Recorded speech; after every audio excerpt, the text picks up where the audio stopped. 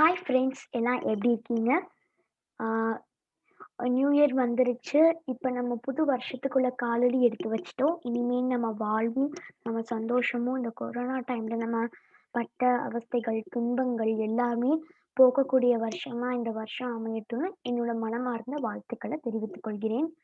இன்னைக்கு அதாவது இன்னைக்கு நம்ம என்ன பார்க்க போறோம் அப்படின்னா, சயின்ஸ்ல அன்னைக்கு நான் சொன்ன மாதிரி living organisms in their surrounding அந்த வீடியோட பார்ட் 2 வீடியோ தான் இன்னைக்கு நான் போஸ்ட் பண்ண போறேன். மறக்காம நீங்க பார்க்கணும். நெக்ஸ்ட் போலாம். நான் சொன்ன மாதிரி grade 6 subject science biology topic the living organisms and their surroundings. Learning objectives நம்ம இதில் என்ன புரிஞ்சுக்க போகிறோம் அப்படின்னு நம்ம பார்த்தோம்னா, we will be able to understand the types of habitat. நம்ம இன்னைக்கு டைப்ஸ் ஆஃப் ஹேபிடேட் பற்றி ரொம்ப புரிஞ்சுக்க போகிறோம் டீட்டெயில்டாக. டைப்ஸ் ஆஃப் ஹேபிடேட் பார்த்தீங்கன்னா, there are two types of habitat. They are terrestrial habitat, aquatic habitat. terrestrial habitat அதை பற்றி இப்போ டீட்டெயில்டாக பார்ப்போம். Terrestrial habitat. It refers to the land where all plants and animals survive. இப்போ வந்து லேண்ட் பகுதிகள், நிலப்பகுதிகளில் வந்து சில பிளான்ட்ஸ், செடி கொடிகள் மற்றும் விலங்குகள் நம்ம கூட லேண்ட்ல தான் வாழ்ந்துகிட்டு இருக்கோம். அது அதாவது அந்த லேண்ட்ல அந்த அனிமல்ஸ், பிளான்ட்ஸ் நம்மலாம் சர்வே பண்றோம்ல, அதுக்கு பேர் அந்த நம்ம வாழ்றதுக்கு அந்த இடத்துக்கு பேர் terrestrial habitat. Animals and plants which live on land are called terrestrial animals and plants. இப்ப பார்த்தோம்னா சில விலங்குகள், அந்த மாதிரி விலங்குகள்லாம் வந்து ஆஹ் இப்ப விலங்குகள், செடி கொடிகள்லாம் வந்து அந்த லேண்ட்ல வாழுதுல, அதுக்கு பேரு டெரஸ்ட்ரியல் அனிமல்ஸ் அண்ட் பிளான்ட்ஸ் அப்படின்னு சொல்றோம். Terrestrial habitat is further classified into forest, grassland, deserts, mountains, polar regions. ஃபாரஸ்ட்னு பார்த்தீங்கன்னா நம்ம காடுகள் அந்த பகுதிகளிலும் இது கிளாஸிஃபை ஆயிருக்கு. நெக்ஸ்ட் பார்த்தீங்கன்னா கிராஸ்லேண்ட். இப்போ ஃபார்ம் ஃபார்ம் கிராஸ் இருக்க ஏரியாஸ், அதுக்கு பேர்லாம் கிராஸ்லேண்ட். டெசர்ட்ஸ் அதாவது டெசர்ட்ஸ் நம்ம கேமல்லாம் எங்கே வாழும், அதுக்கு பேர் டெசர்ட்ஸ்.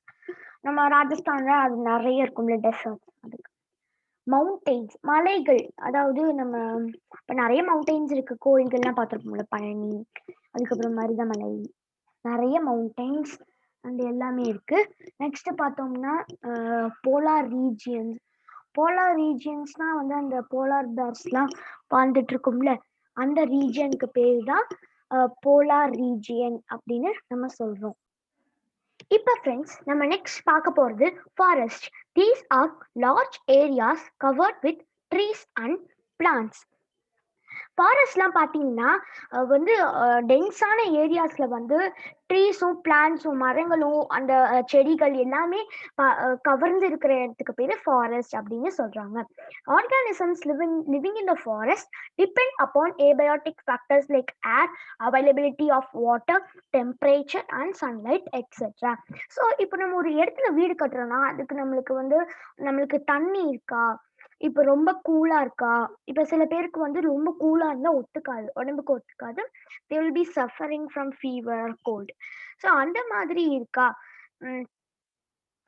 பொல்யூஷன் இல்லாம இருக்கா, அந்த மாதிரி பார்த்து பார்த்து நம்ம வீடு கட்டி அதுக்கு போவோம். ஸோ நம்மளுக்கு main availability of water. So அதே மாதிரி ஒரு அனிமலோட ஹேபிடேட் வந்து அதுக்கு தகுந்த மாதிரி, அதுக்கு ப்ரீத் பண்ற மாதிரி ஏர், அதுக்கு குடிக்கிறதுக்கு தண்ணி, அதுக்கப்புறம் அது வாழ்றதுக்கான டெம்பரேச்சர், அதுக்கப்புறம் அது வாழ்றதுக்கு அதுக்கு தேவையான சன்லைட், அது எல்லாமே தி ஏபயோட்டிக் ஃபேக்டர், அதாவது அங்க இருக்க ஆர்கானிசம்ஸ் எல்லாமே ஏபயோட்டிக் ஃபேக்டர்ஸ், இந்த ஏபயோட்டிக் ஃபேக்டர்ஸ்ல டிபெண்ட் ஆயிருக்கு. The three types of forest are tropical forest, temperate forest and boreal forest. இது மூணும் தான் three types of forest. Next பார்க்கலாம். Grasslands. These are mainly covered by long and thick grasses. Grassland சொன்ன மாதிரி ரொம்ப லாங்கான திக்கா கிராசஸ். ஃபார் எக்ஸாம்பிள் வீட் ஃபார்ம்ஸ்லாம் போய் பார்த்தீங்கன்னா வீட்டு, பார்லி அந்த மாதிரிலாம் நிறைய வளர்ந்துக்கிட்டு இருக்கும். ஸோ அதுக்கு பேர்லாம் grasslands. Deserts. These are the areas that receives scanty rainfall. டெசர்ட்ஸ்ல ஸ்கேண்டினா ரொம்ப எப்படி சொல்றது, ரொம்ப கம்மியான, வருஷத்துக்கு ஒரு 2-3 நாள் இல்ல மாசத்துக்கு 1 நாள் அந்த மாரி தான் மழை பெய்யும் அப்படின்னு மாசம் கூட இல்ல வருஷத்துக்கு ஒரு 5, 3 நாள் அந்த மாரி மழை பெய்யிற ஆ ஏரியாக்கு பேரு desserts. These are dry with sand covering the whole region. இது ஃபுல்லாமே சாண்டால தான் கவர் ஆயிருக்கும். Deserts are mostly hot regions, but some of them are even too cold regions. சில டெசர்ட்ஸ் ரொம்ப ஹாட்டா இருக்கும்.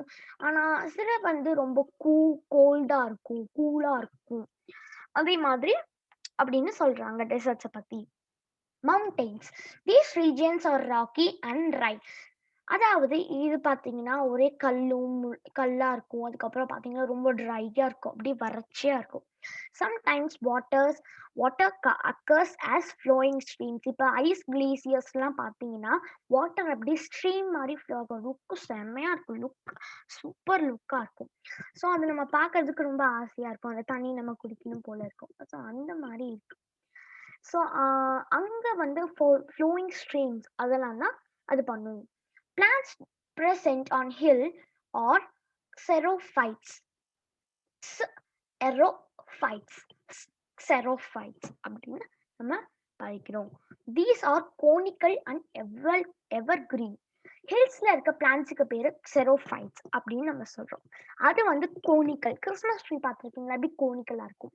கோன் ஷேப்ல இருக்கும். அதுக்கப்புறம் எப்பயுமே கிரீனா இருக்கும். கிரீனா இருக்கும். அதுல எப்பயுமே குளோரோஃபில் பயன்பட்டுட்டே இருக்கும்.